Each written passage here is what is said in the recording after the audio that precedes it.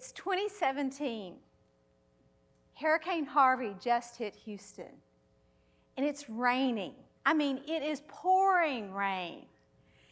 And I live on the 5th floor, and I thought, am I going to be okay? I mean, it's unbelievable. And what happened is I get a phone call. It's Pastor Rudy. He is the amazing friend that you have that always has incredible timing. You know, we all have one of those, right? He called me. He is the leader of many movements on social change for the homeless. And he's, of course, the pastor of St. John's downtown. What Rudy said is, Jackie, are you okay? I said, yeah, Rudy, I'm fine. He goes, no, I need your help. I said, okay, Rudy, what do you need? He said, I need you to get 20 wheelchairs to George R. Brown Convention Center like today. I said, no problem, Rudy. I'll do it. So I did. I started working on it. And he said, just a minute, Jackie, just a minute. And I was shuffling, things, and he could hear me moving things on my desk. He said, just a minute. Are you okay? I mean, really? How's your walking? And I said, Rudy, it's not good. And he knew to ask that question because we have been friends for 15 years. And what happened was the last 12 months, I couldn't walk. I mean, doing this would have been totally impossible. I couldn't lift one foot or the other foot and hold it. I certainly couldn't lift out my hands like this and close my eyes. It was totally impossible. Everything for the last 12 months got harder and harder and harder to do. It took me 10 times longer to get dressed. It was an amazing experience to realize how many Lyft drivers I could meet because I couldn't drive. So I got to take Lyft everywhere. And I had tried everything. I had been to doctors, energy healers, spiritual, unbelievably connected people. I'd tried praying, I'd tried meditating. I even tried a crystal amethyst bed and slept on it. It was heated. I mean, everything, nothing worked. It only got worse. So immediately I knew when Pastor Rudy said in that moment, I couldn't reschedule my MRIs again. I was frightened to meet a neurologist.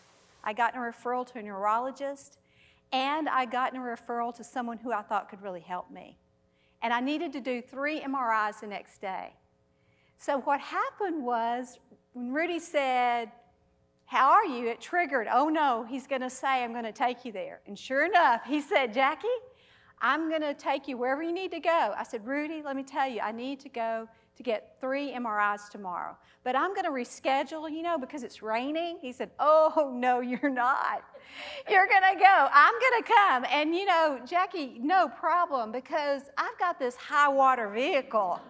And I'm going to come rescue you. I've been rescuing people all day long, and I might as well rescue a friend tomorrow. So I'm going to come. I'll be there. At what time? I said 7:30. Okay, Rudy. Got it. So I got there. I was ready to go, 7:30. We went, and Rudy drove like the Black Panther, I don't know if you've seen how they drive those unbelievably hovercrafts. I mean, he dodged abandoned cars, big trees, so much water. But we got to the med center, and sure enough, they were there. I just knew they were going to be closed for business, right? No.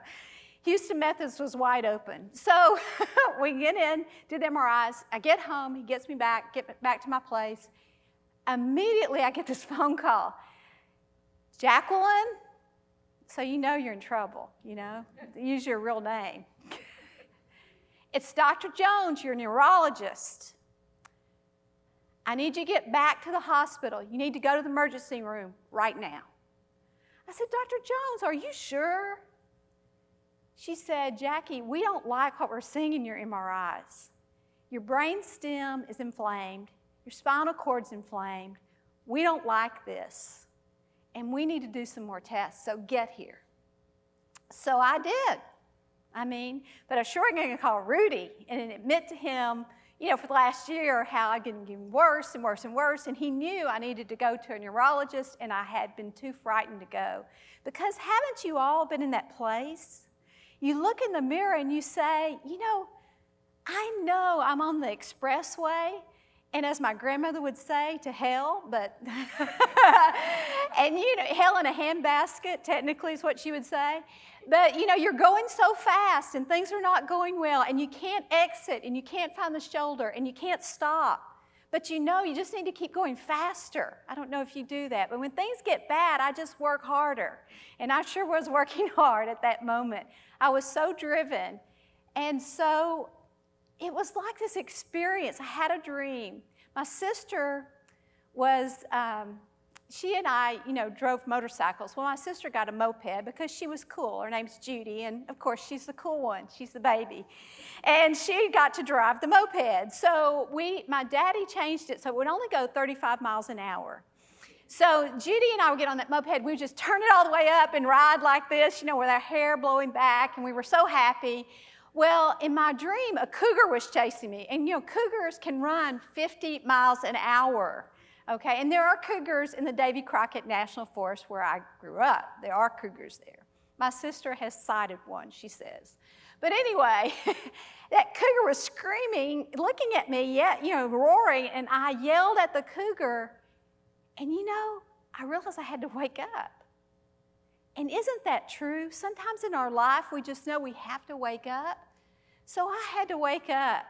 So Linda Starr was the friend I called. She's like an Amazon princess, She got me in her SUV. We drove, dodge to the med center, no problem for Linda. We get there, we get in the emergency room, and they said, we're gonna do tests. We're gonna do a spinal tap. And I don't know if you've heard about that, but it was something I was really very aware of and never wanted to have. So Linda said, Jackie, this is going to be no big deal. I'm telling you, no big deal. So, okay, I did it. So as I was waiting, I was getting in line for the spinal tap. And they have these little curtains between, and the curtains don't block out crying. I don't know if you didn't know that. But if you ever go to the hospital and they put you in a room with curtains, they're going to hear people around crying, and you might be the one crying. I was not crying.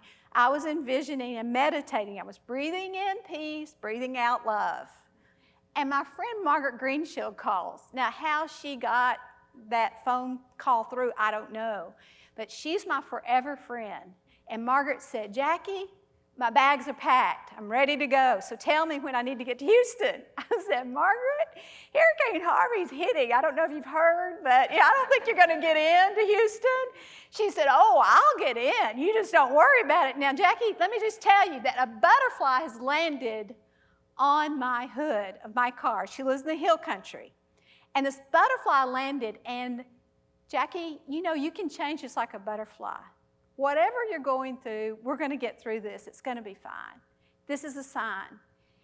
And this idea of an undying commitment to change, you've got to have that. What I do with our clients, our clients come to us, they're executives, and we have more than 20,000 conversations. We've worked in 110 countries. And what I will tell you is that if an executive has an undying commitment to change, that organization will change. That's what we do. We're change makers. We create it. And I really say that we're change starters. We just kind of start it, and it organically happens if the leader has this undying commitment to change. And this came from one of our clients, Atul Kathari.